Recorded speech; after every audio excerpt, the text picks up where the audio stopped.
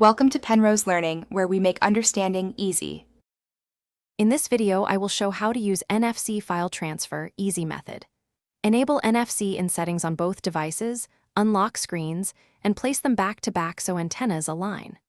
Open the file you want to send, tap the share icon, choose NFC or Android Beam, and tap the receiving device when prompted. Wait for the confirmation tone and message before moving devices, and retry if needed by toggling NFC off and on. Start by checking device compatibility and enabling NFC in settings, then pair briefly if required by your phone. Position the devices so the NFC antennas align, usually near the camera area. Use a file manager or gallery app to select the file, choose Share, then NFC or Android Beam. Accept the prompt on the receiving phone and wait for the confirmation. For large files, consider using Wi-Fi Direct if NFC hands off a link.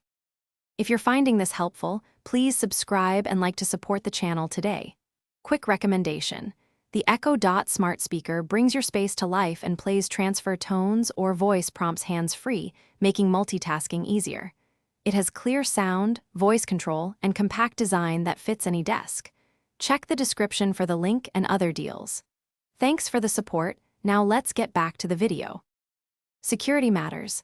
Limit NFC transfers to people you trust and avoid accepting files from unknown devices.